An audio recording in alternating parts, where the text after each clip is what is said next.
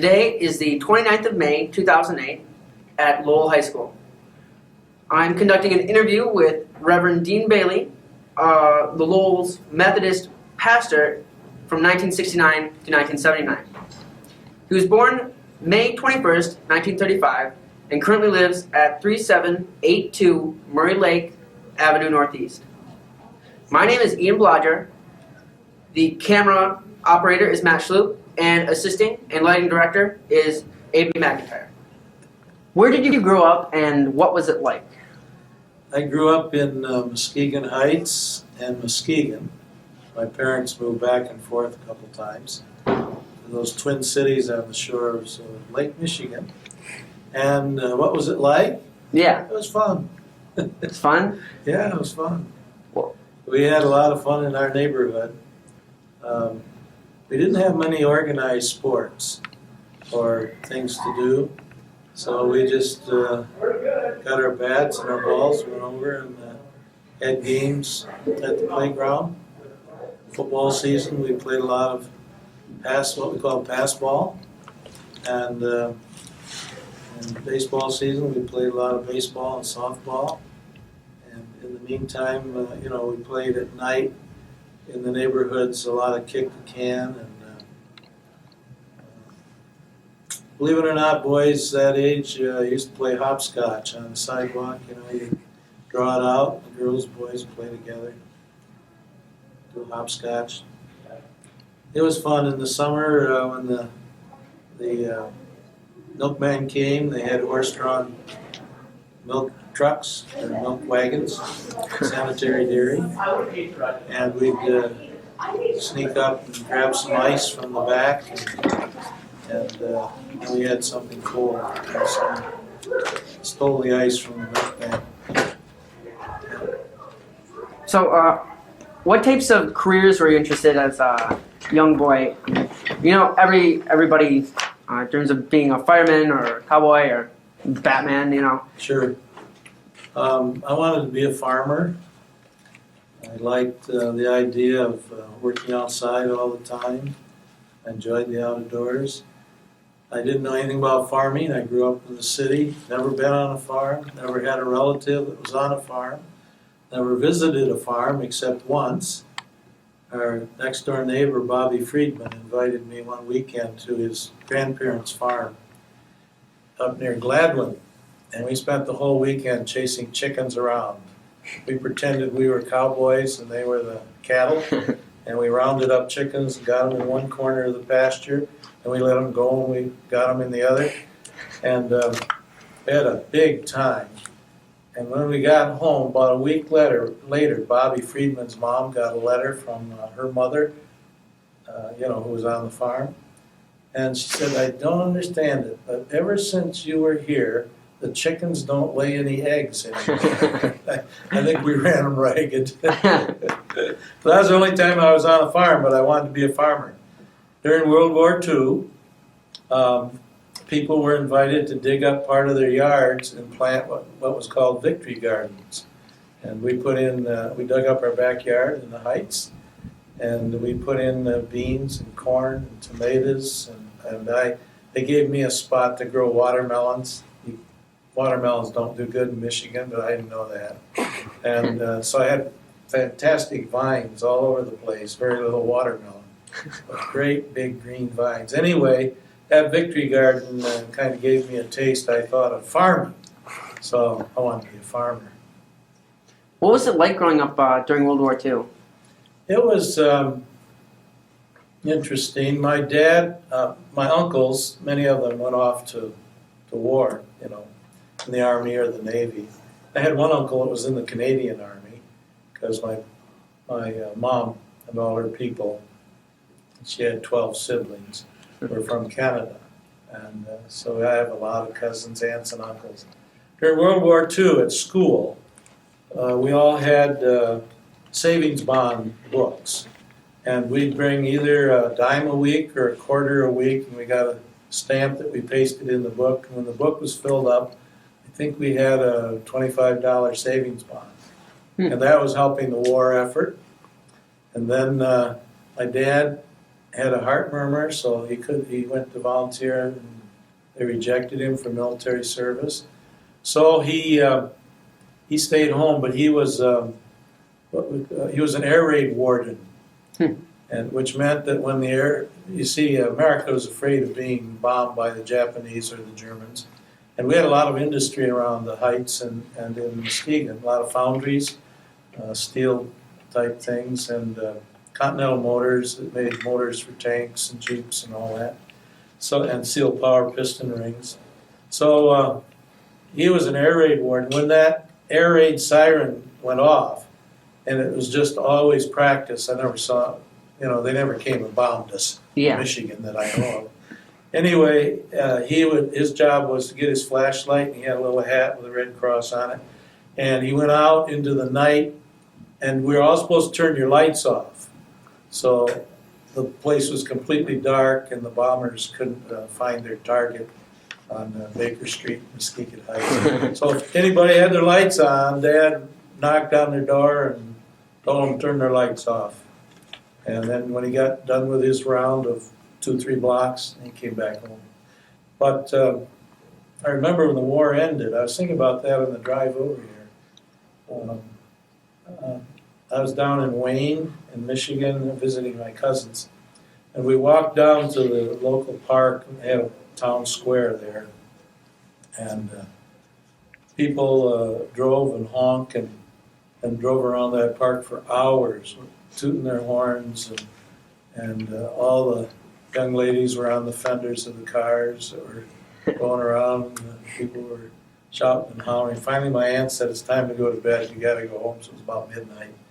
And I don't know how long the hoopla went on, but people were just ecstatic that the war had ended.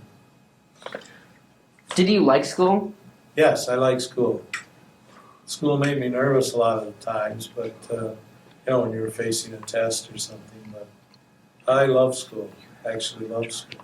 What was your favorite subject? In elementary school, my favorite subject, I guess, would be, you want me to say recess? Yeah. No, but reading. I enjoyed reading. And in junior high, my favorite subject was geography. And in high school, I don't know. It wasn't Latin. I took Latin, but that was not my favorite. High school, I guess, would be social studies, history, and sociology, and things like that. Did you have any jobs as a middle schooler or young boy? Yeah. I shoveled my neighbors' walks in the winter. There was no snow blowers or anything like that. You just took a shovel and shoveled the walks. And a couple of my neighbors, instead of having their cars in a garage out and back on the alley, they had driveways that went in. And they were kind of the upper crust neighbors. And so that's a lot to shovel there. Yeah. I could do that in the winter. In the summer, I watered and, we call them sprinkle lawns. It was a handheld nozzle thing, and very few people could afford, or they didn't have sprinklers, so they just hired some of the kids to sprinkle this thing for 15 minutes and then move over here and sprinkle that part for 15 minutes. So once a night I did that to earn some money. Also collected pop bottles to earn money. As I went along on my bike, I'd pick up pop bottles. And that was pretty much what I did then. In junior high, I got a job pushing a paddle pop cart. And so I worked from about 12 noon to about 8, 9 at night, just pushing this cart around and selling what we call paddle pops. And popsicles and dreamsicles, we call them, or no, creamsicles. And paddle pop was just the vanilla ice cream covered with chocolate. I forget what they call them today. That's what it was. So in my cart, I just pushed it, and kept everything cold with dry ice in the compartment, and sold to guys in factories and parents and things that were watching ball games or playgrounds around the heights. Then when I got older, I worked for in the summer, I worked for the Muskegon Recreation Department and assisted on playgrounds in the summer where they had children's programs. And so I got to play a lot of softball, shuffleboard, and checkers. On our playground, we had the checker champion of Muskegon Heights, and that was pretty neat. He went on to play against the kids from Muskegon and so forth. Did pretty well. Oh, and then later I worked for Camp Pendaluan, Greater Muskegon YMCA camp. I was a truck driver one summer and a counselor for 2 summers. I was a boys' desk supervisor for the YMCA to check kids in and out for their activities and check out pool cues and ping pong sets and that kind of thing. Was high school much different than middle school or elementary school? Yeah. In elementary school, you sat in one room all day. I had one teacher for all the subjects. In junior high, which was 7th, 8th, and 9th grade, you moved from classroom to classroom. So high school was about the same. You moved from classroom to classroom. Did you have any clubs or sports you participated in during high school? Yeah, in junior high, I was part of the junior high Y, and in high school, the senior high Y. I also, in high school, I joined a Masonic boys organization called DeMolay, and spent a lot of time in the DeMolay organization, and we had a basketball team and that kind of stuff. So we sponsored dances. We actually borrowed some money from some of the older Masons and bought a crystal ball that had a motor in it, and we rented it out to organizations for dances so that they could dance in the dark and all these flickering lights going on and this reflecting ball turning around. Yeah, we had, those I guess were the organization. I was in the church youth group, youth fellowship, and I guess that was about it as far as organizations and things go. Did you play any high school sports? Yeah, I played varsity tennis at Muskegon Heights, and also at Muskegon after my folks moved there my senior year. I also played football at Muskegon Heights for what was called you started football in the 10th grade. Otherwise, you just messed around in your yard and stuff like that. So it's not as sophisticated as it is now, but I played for the Junior Tigers. That was the 10th grade team, and played right tackle. Then I played 1 year for the varsity. Got in a few games. I always said I played more football than the first string. We had 3 strings. I was on the 3rd string.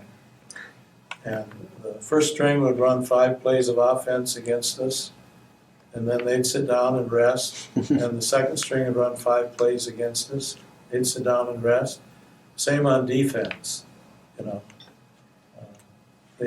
We'd run 5 plays. We were always running the plays of the school we were going to play that Friday night or Saturday. And so eventually, as the season wore on, since we didn't get in many games, we'd forgotten our own plays. And so we were against Grand Rapids Union one night, I remember it well, and we got way ahead. So the coach said, "Okay, you guys, go in." So we went in, and we tried to call some of our plays, but we'd forgotten the blocking. So the quarterback was kind of a neat kid. He says, "I tell you what we'll do. We'll run Grand Rapids Union plays against Grand Rapids Union." They had an unbalanced line, and we had a straight T. And so we started doing that, and we had some success because it confused the heck out of them. Yeah. And then a kid come running in from the sideline, and he says, the coach wants to know what the hell you're doing out here. And so we had to get back to our own plays. But we scored a touchdown with the unbalanced line. Worked pretty good. We had a halfback on our third string called Leroy. His name was Leroy Mitchell. And Leroy was all legs and arms. I mean, when he ran, you hardly knew where to tackle him because everything was going all over the place. And it scared the heck out of you trying to tackle. Yeah. Well, anyway, I was supposed to be blocking my man out, and the end was supposed to come off my tail and block the tackle in, and that's where the hole was. And Leroy come flying around, and I thought, gee, this is easy blocking this guy. He's going out real easy. Well, Leroy, he didn't know where the hole was. He ran around there, and I was blocking my man right into him. But it didn't matter. Leroy was all arms and legs, and couldn't tackle him. We had a lot of fun. Our little third string outfit. Yeah. So where did you go to college? I went to Central Michigan University. In those days it was called Central Michigan College of Education. I wanted to be a high school teacher. And most of the kids in Muskegon who wanted to be teachers went to Western Michigan. And because most of them were going there, I decided to go to Central, just something different. And I love Central. I love college. Great time. Yep. Went up there and spent 4 years. Then I went to seminary out east in Madison, New Jersey, at Drew University School of Theology. Spent 3 years there in graduate school to get the Master of Divinity degree. And came back to Michigan and pastored churches around the West Michigan area. How did you decide to go from being a school teacher to becoming a minister? I think the vocations I picked out that I wrote down as I entered college, a school teacher, a YMCA director, clergy, we're all people oriented. I wanted to work with people, and my folks both convinced me when I was small that I didn't want to work in a factory. They both worked in factories, and they didn't want their son and their daughter to work in a factory. So they encouraged me to look, elsewhere. But my sophomore year in college, I changed from wanting to be in my career path to being a pastor rather than a school teacher. That allowed me to take a lot of subjects that I didn't have time for that were interesting, like philosophy and psychology, more speech classes. I was on the debate team at Central and took a lot. I had a major in speech. And so it was kind of neat. The interesting thing, though, is when I applied to seminaries, sent my transcripts, the seminary I went to, Drew, wrote back and said, well, everything looks pretty good. Looks like you can get into seminary, except you're deficient in your education. And what they said I was deficient in was laboratory science. I had stayed away from biology and all that. I took astronomy and stuff where you didn't have to pick your finger and watch your blood flow out onto the table. And you didn't have to dissect sheep brains or frogs. And all that was I didn't want to do that. So in college, there I was, Saturday, with all the little old lady school teachers coming back to get their continuing education, taking biology. And so I had a church at the time. It was my senior year. And so I had a wedding one Saturday when they picked your finger. The Saturday we did the frogs, I had a funeral. But I think I was ill the Saturday we did the sheep, and I still made a B. So I was happy. I had my laboratory science in, and they let me in the seminary. Now, besides debate, were you in any other clubs or organizations in college?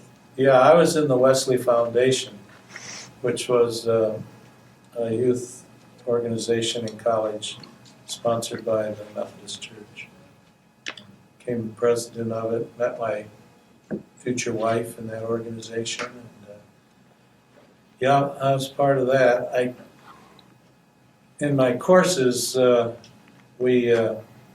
one I remember that was kind of fun was play production. We had to produce a play for children, and I was the rear end of a horse.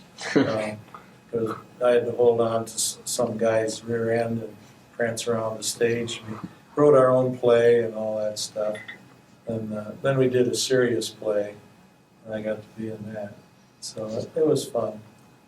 Our house mother, dormitory mother, supervisor, lived there, Mrs. McDuffie. Every year she produced a passion play for the college. And Mrs. McDuffie was a good Catholic lady. And she cast all her boys from the dorm, whether they were actors or not, in the play. And then she got the best female actors on campus to do Mary Magdalene and some of those others from the Passion. I was Judas. I was Judas in the play, in the Passion play. Yeah. My friends all said it was typecasting. I think they were being mean. Disrespectful. When did you actually marry your wife? 1956, September 16th. Jan and I got married about a week before school started, my senior year. And Jan was a sophomore. I think she was a junior. And so we got married, and I had this little church, a student pastorate in Leeton, outside Mount Pleasant, about 7 miles. And they had a house that sat next door to the church where we could live. So we had free housing, so to speak, so we decided to get married. And been married ever since. Jan taught school in New Jersey while I went to seminary. And she's been active in preschool education ever since, both in the church and outside the church. We have 3 children, if that's of any interest. Our oldest son graduated from Lowell High School when we were here, and the other 2 graduated from Lakeshore, Stevensville Lakeshore, and down there. And one son lives in Salt Lake City and works there. Our daughter lives in Washington State, second grade teacher, and our other son lives in Rockford, and he's a supervisor of parole officers out in Grand Rapids. When you got married, your senior year, Yes. right? Were you the pastor of that church? That little church, yeah. Student pastor. Was it difficult your first time preaching there at that church? Yeah, I was raised in a large church in Muskegon, Central United Methodist. And this little country church, that was quite different. And it was different in that I had 3 preparations a week. I had the Sunday morning service. They had a Sunday evening service where I preached also. They had a Wednesday night prayer meeting where I was responsible to lead Bible study and singing and testimony section and all that stuff. So 3 preparations a week without any seminary training or anything. That pushed me. But I look back upon it as a real good experience.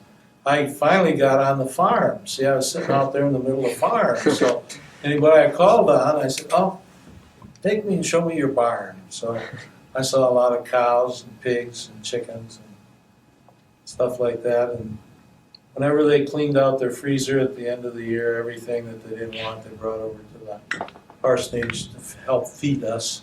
So I made $50 a week. And, you know. Were you afraid of public speaking? Not at that point. I was afraid more of embarrassing myself for, maybe lack of knowledge about the biblical material. Because all these people in this little church seem to know the Bible backwards and forwards. And that hadn't been my upbringing and experience, so I was a little afraid of that. But with debate and extemporaneous speaking and declamation and those kinds of experiences in high school and college, I wasn't too afraid to get up in front and say something. Got nervous every Sunday, couldn't eat breakfast, had to sit in the bathroom for a while, and But overall, it was neat. You grow into it. Can you describe the Declamation Contest that you were in? That's when I was 10th grade in the Heights. The contest was that you had to memorize a speech about, this was 7 to 10 minutes, that somebody else had given and written, some famous person or not so famous person. And the speech I memorized and declaimed, I guess you'd say, was written by a person who had been in a Japanese detention camp in the United States during World War II. When the Japanese bombed Pearl Harbor, most of the Japanese Americans, even though they were second or third generation Americans, were rounded up and shipped into camps so the government could keep an eye on them, thinking they were spies for Japan, And a lot of them had relatives in Japan, but they weren't spies. Well, anyway, this declamation described the injustice of it all, and it's kind of neat. It's the first I'd ever heard about it. Now, you said you went to Drew University? Yes. And that was located 25 minutes away from New York City? No, 24 miles. 24 miles. Yes. Out in the east, you basically don't even talk about miles, you talk about how much time. The 24 miles to get into New York City, Manhattan, took an hour and a half in a car. You go from city to city, stoplight to stoplight, bridges, tunnels, and depends how you go. We enjoyed going out to Staten Island and then taking the Staten Island ferry across to Manhattan. That gave us a little ferry ride, You can see the Statue of Liberty from the ferry and that kind of thing. But if we were in a hurry, we went the Holland Tunnel, and that took you right into the Port Authority bus terminal, where you could access Midtown Manhattan, where all the plays, 42nd Street and all that stuff were down there.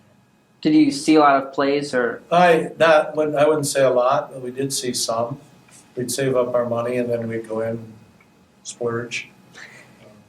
We went in one weekend. It was a great weekend. We saw the Nutcracker Ballet. We were going to stuff 3 times a day. We were able to see the Barnum and Bailey, John Ringley North Circus. Starts in New York City after they do their training in Florida for the winter in the spring. And on Saturday, they had a show at 10 o'clock, and then they went on through the night. So we hit the 10 o'clock there, and we hit a matinee. We saw a Flower Drum Song. We saw Paul Newman in Something or Other, stage play. We saw Little Abner. I don't know, you don't probably know these musicals, they're fairly old. Little Abner. Those kinds of Flower Drum Song was cool because we didn't have tickets, so about 10 minutes before the show was to start, I was in line at one of these kiosks that were in the middle of the street there selling tickets, and the closer you get to the show time, the price drops on the tickets because they want to get rid of them. So I got these orchestra seat tickets. Usually we were way up third balcony or somewhere, because we didn't have much money. So I decided to splurge, which meant that we wouldn't eat that night. But I thought, well, it'll be more fun to be right down in front and see a Broadway musical. So we walked in and we kept walking down. Jan said to me, "Where are we going?" I said, "Oh, it'll be okay." So we were 4 rows from the stage, and the Flower Drum Song, part of the show has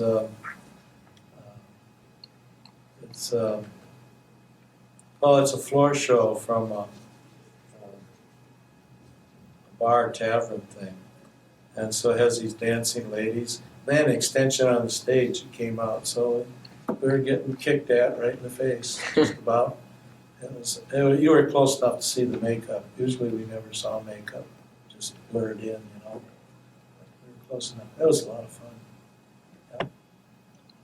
Was it Now hard? we went to Radio City Music Hall.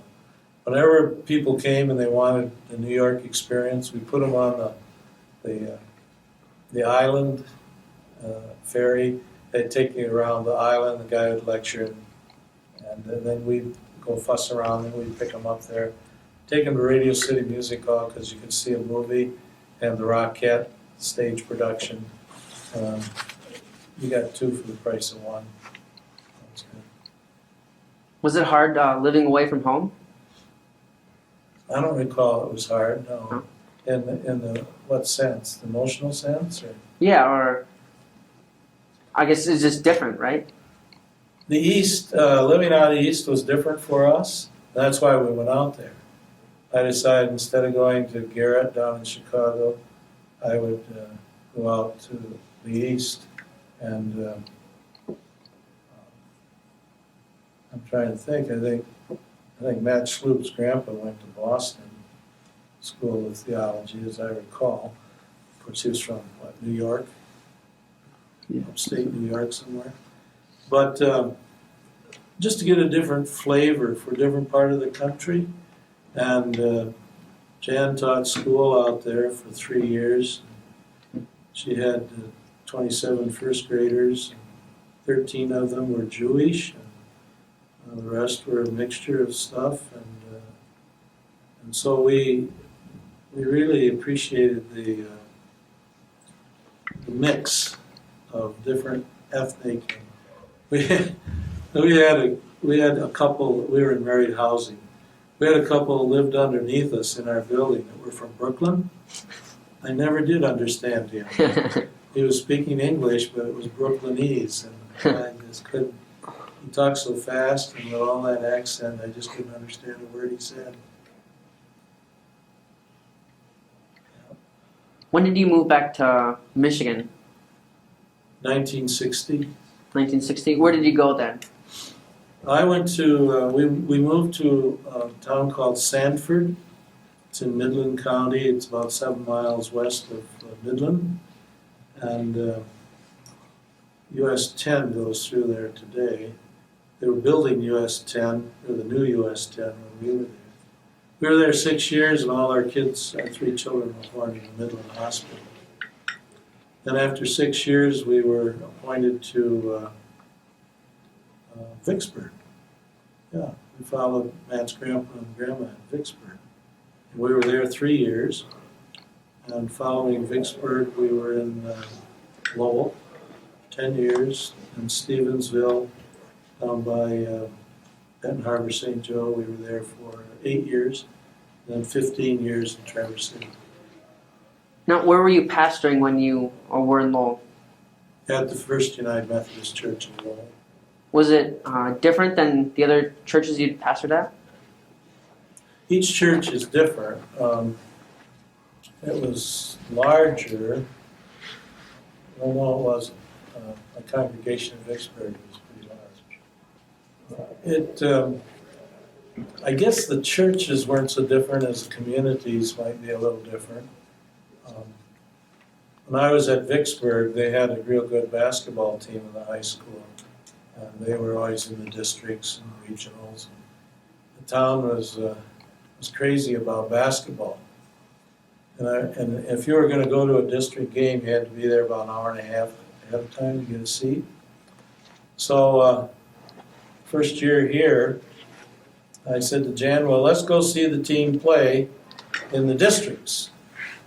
And so we got in the car and we drove into Grand Rapids. It was at some Christian high school. And we were there about an hour ahead of time. We walked in, there's nobody there but the cheerleaders. Nobody from Lowell, nobody from the opposing school. So what is the problem here? Well, finally a few people came and watched the basketball team, which lost, and then we all went home. So I began to see communities are different. Football here at Lowell was something else. You know, you went early if you wanted to get a good seat. And wrestling, not too many people went to wrestling, but the wrestling team was very successful. And there weren't girls' sports per se, they were just starting out in the middle school with girls' sports, because our daughter was on one of the basketball teams in the middle school in the 7th grade, coached by Ken Akers. And, so she learned to play basketball out in our backyard there at the church with her brothers. So she wasn't afraid to rebound. And that got her a spot on the team. She wasn't a real great shot, but she was good at rebounding. She'd crash the boards and she didn't care. And because her brothers had taught her, you know, you just take your lumps. They had no mercy on her. So that was the way it went. We had a great time in Lowell. Lowell was a wonderful spot for our children to grow up in. When we moved here, our oldest son was in the fourth grade, and the other two were preschoolers. When we left here, as I said, our oldest son graduated from Lowell, and the other two were in 9th and 10th grade. They were not happy we moved to a new place, new high school, try to make new friends, and leave all the old friends behind. It was tough on the kids. Were the schools different on the 60s or 70s? Different from now? Yeah. I haven't been in a class in high school, so I really don't know. I think they may have been smaller. There was a lot of difference between Stevensville and Lowell. The girls at Stevensville High School, every Friday was dress-up day. And I think, you know, you'd watch the girls go in, you'd think they were going to church. They had on high heels, they had on their nylons, they had, you know, it was a little more snooty. Lowell was more down to earth. I don't know, nowadays, you know, they used to think teams playing us here that we were a bunch of farmers. A lot of folks worked in Grand Rapids and Amway and Steelcase and General Motors. They weren't all farmers. But when they started hockey here, for some reason, there was farm kids around Alto that were the hockey players. I always theorized they probably had the pond in the backyard and were skating and knocking each other off. And finally they could do it legally in hockey. They had a lot of fun.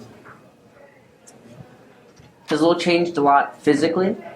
Yeah, it's a lot bigger. There's more stores. There's more subdivisions. Maybe a bit more traffic downtown, that kind of thing. The schools have changed physically. There are more of them. The high school's unbelievable facility compared to what they had. Mm-hmm. And Meyer, you know, has come in and knocked out all the competition, which is too bad. But you can just about get anything you want there at Meyer if you're in a pinch.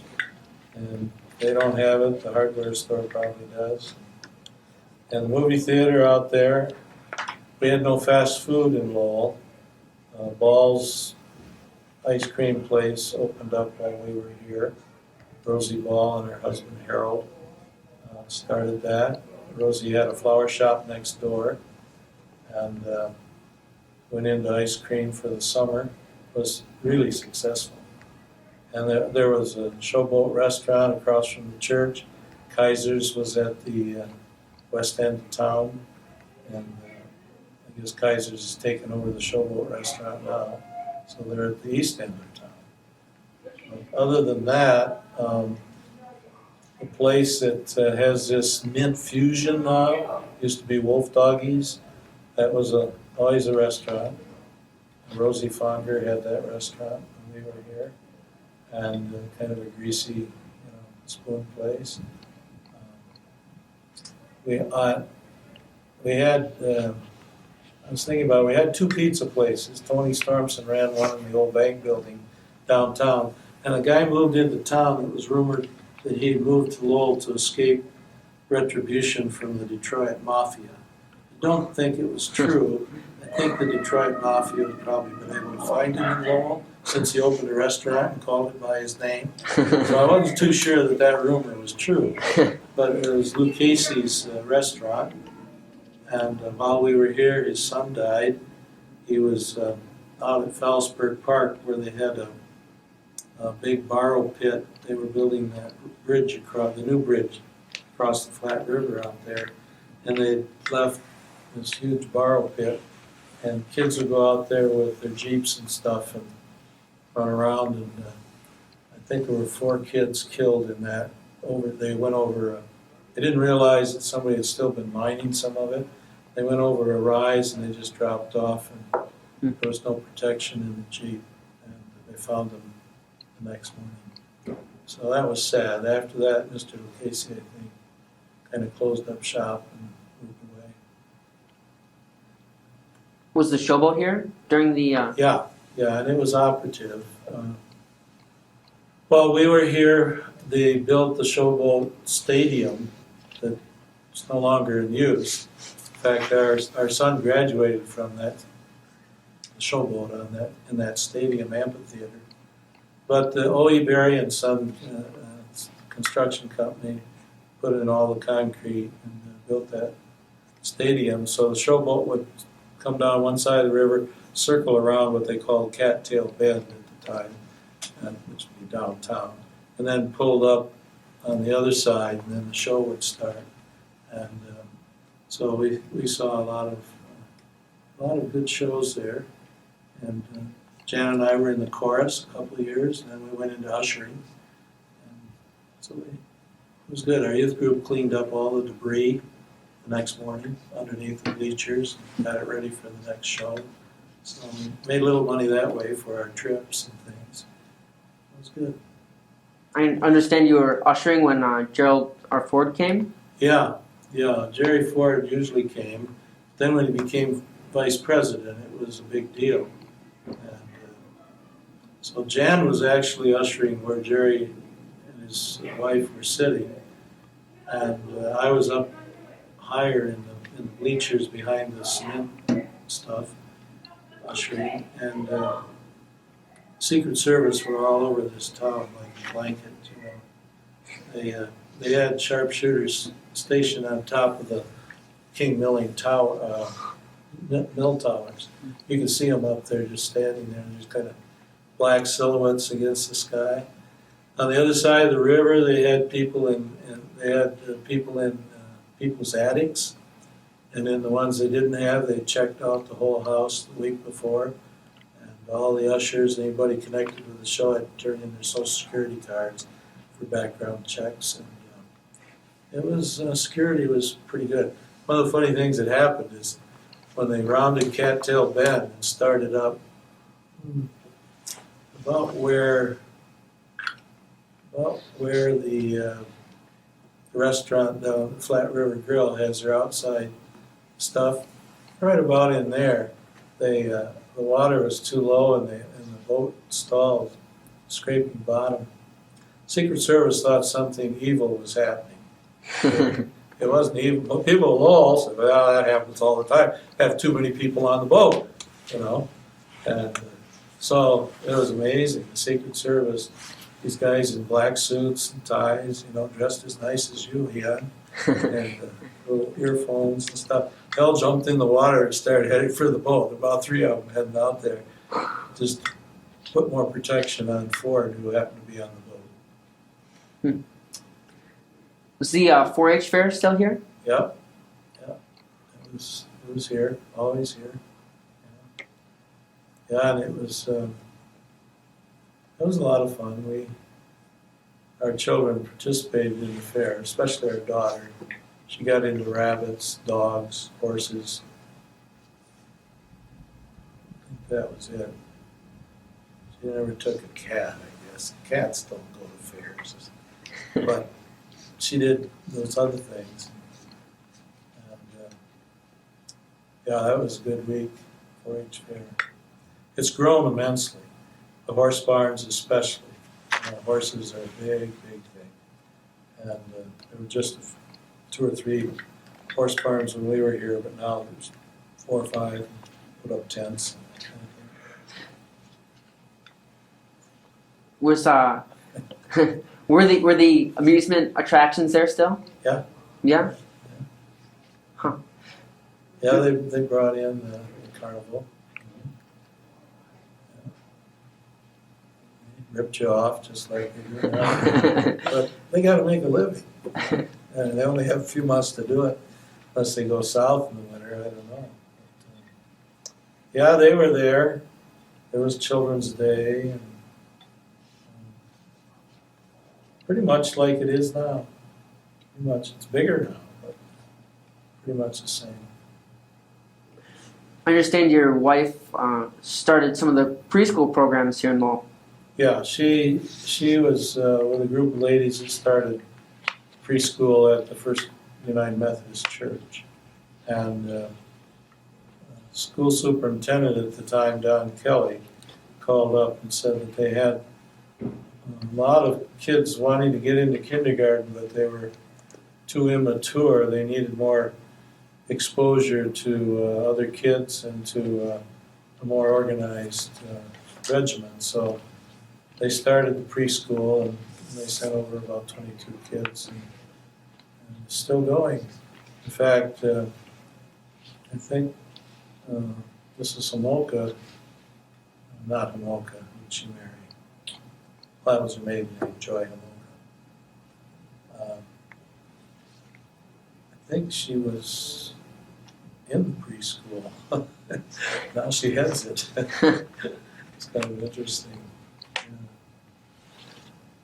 You were involved with the Boy Scouts as well, right? Right.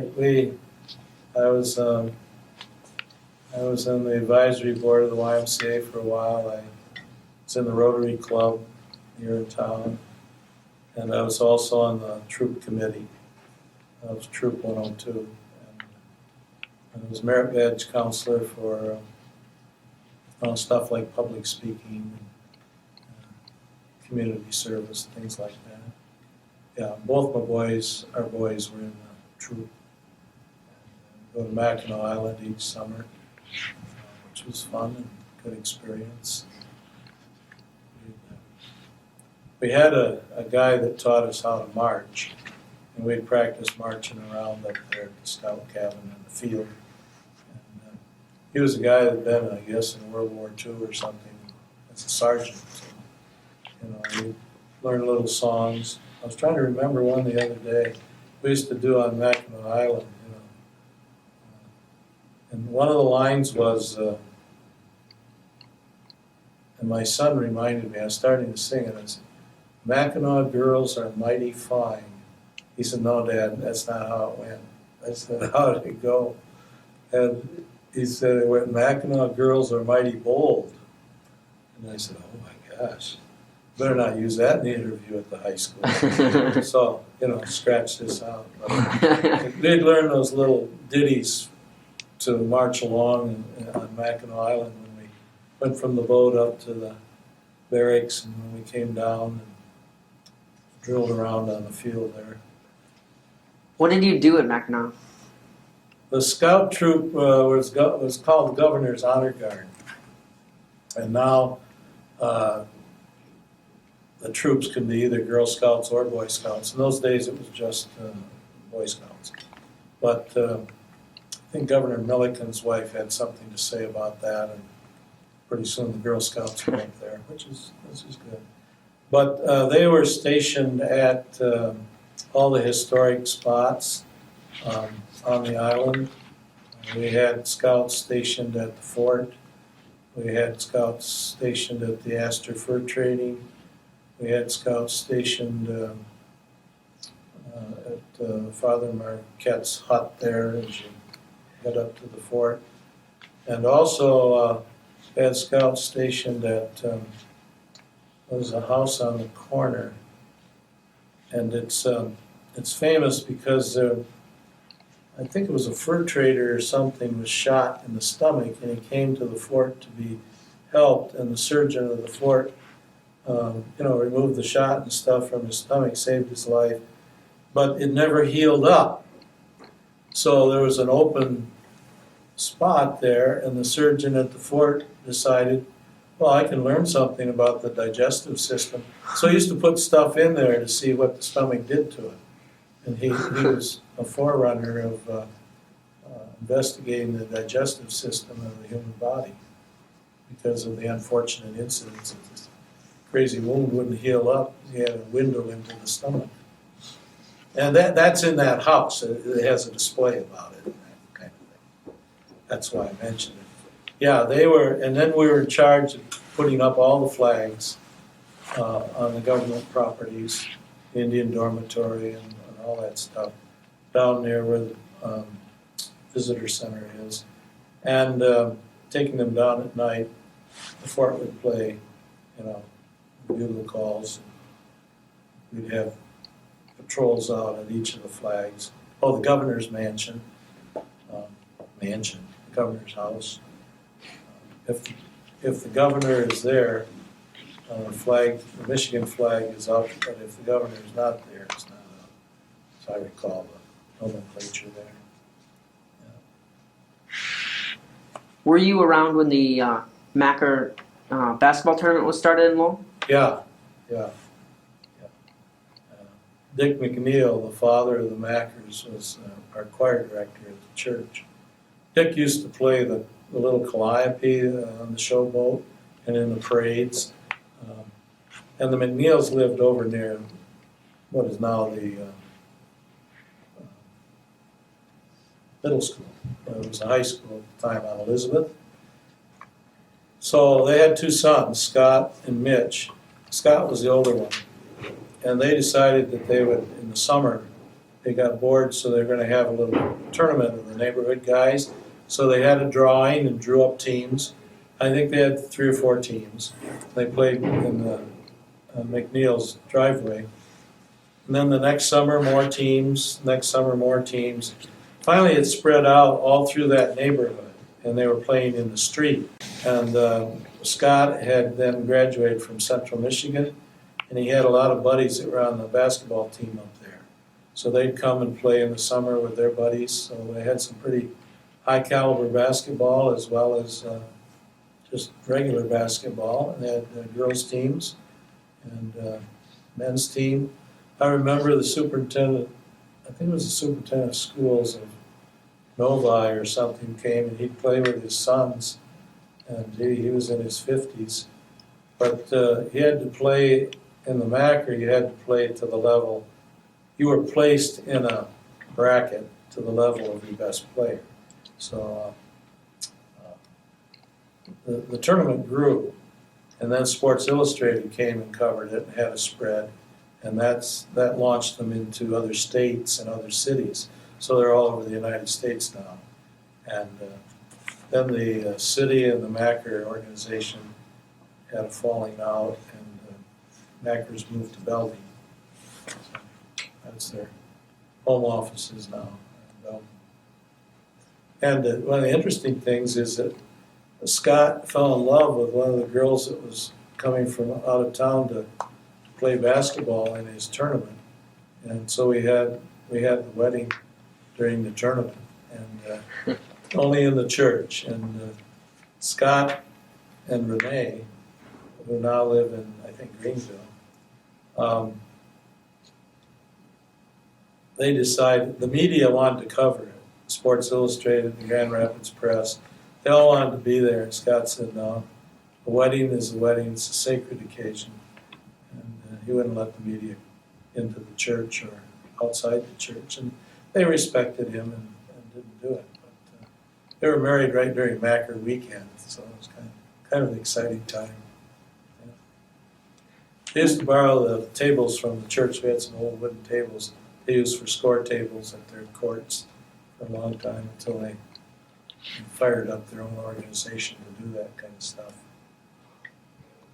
Were you involved with any sports when you were here in Lowell, or did your kids play any sports? Yeah, our sons played. Glenn played football. Todd played and basketball, and Todd played basketball and tennis. Glenn played tennis too.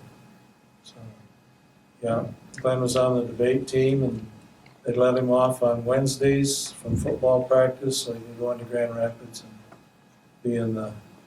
Every Wednesday afternoon they had a tournament in Grand Rapids with his debate team. So he missed the Wednesday practices, but otherwise he made all the practices.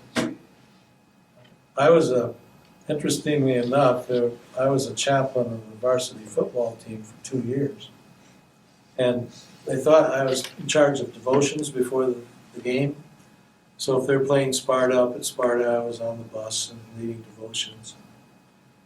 And then I was in charge of a prayer after the game.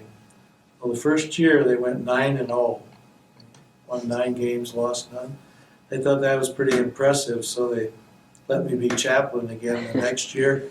They went 0-9. So, I think God was trying to teach us something. Maybe he wasn't that interested in whether Lowell won games. There's probably bigger things in the world to be interested in if you're God. How did you help out with the tennis courts here in Lowell? Well, the tennis courts were atrocious. There were some old cement courts down by Birch Field, down there where the fairgrounds is now. And they had grass growing in the cracks and everything. And there were just 3 courts, so matches lasted a long time when teams came to play Lowell. So we needed new courts, and there was some extra money from the bond issue for the new middle school.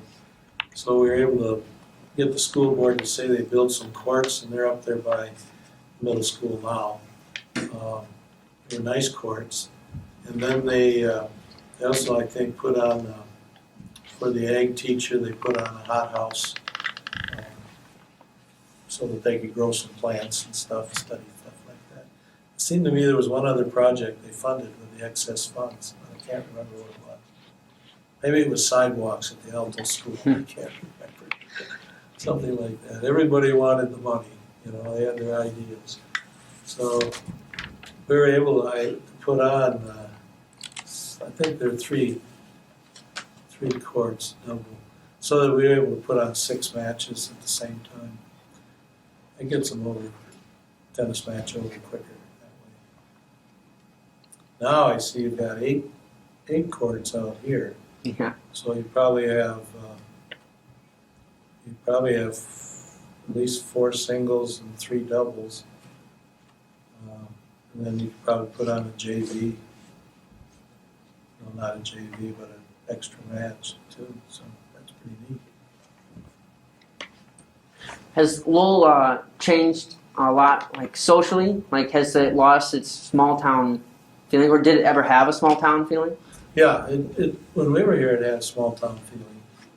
Everybody went to just about everything. I don't know. I've been busy out in Alto and Bound Center, pastoring those churches part time.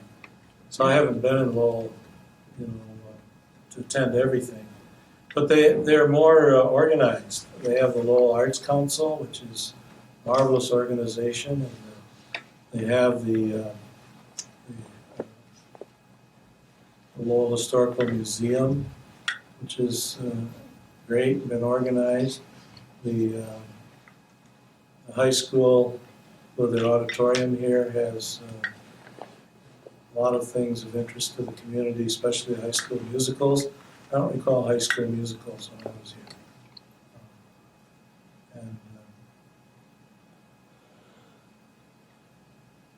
So I believe there's more activity in there, perhaps, and more opportunities for people if they want to volunteer or be part of the town. And I think the town has really struggled to maintain its downtown. There's still some empty stores. Stores come in and go out, but this is typical of towns this size located near large shopping centers like Grand Rapids. We even had people when I was here that drive into Grand Rapids to get a pizza instead of getting them here in town. Now there's a proliferation of pizza places. You have your pick. What are there, about 5 or 6 at least? And since we've been here, Jet's Pizza opened up, Three Brothers Pizza opened up. They just keep opening up. Must be a lot of money in pizza. You know? Ian, maybe you want to look into that as a career, Maybe, yeah. as a career choice. Yeah. Well, you brought in some pictures. Could you maybe describe a couple of these for us? Sure. The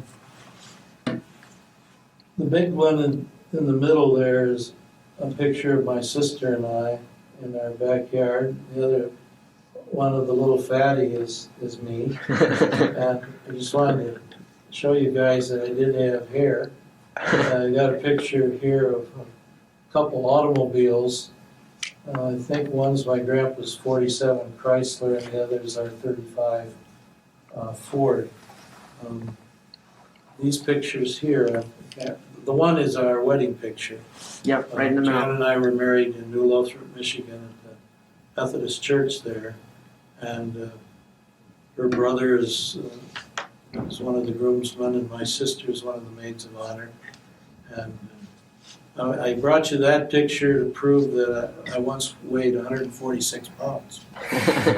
And I can't see the other pictures. So.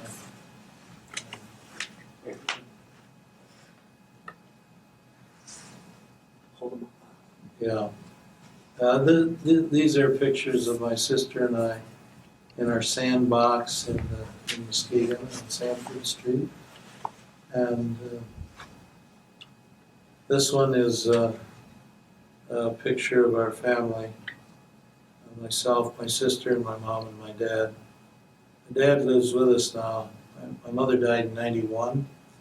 My dad lives with us now. He's 96 years old. And it's a picture of them when they were, all of us were much, much younger. Much, much younger. That's pretty much the pictures. That picture over the one that you can't see that's hiding, I just brought it because it shows my dad and some of his friends and brothers in their bathing suits of long ago. Probably, I would say in the late 20s, early 30s. Well, Reverend Bailey, we'd like to thank you for coming in. It was a great experience for all of us, and we really learned a lot from you. So That was nice of you all to invite me. I love to talk. Especially, you've probably found out from your interviews, older people like to reminisce. That's great. And they can go on for a long time. If you guys have grandpas and grandmas, you've probably heard some stories more than you really want to. But pay attention. They're stories that you can pass on to your children. Thank you. Thank you so much. The following oral military history project is a series of documentaries in association with the Lowell area men and women who proudly served and sacrificed part of their lives to preserve the opportunities for all of us to build our businesses and raise our families under a blanket of freedom. For reservations and more information, contact the Lowell Area Historical Museum at 616-897-7688.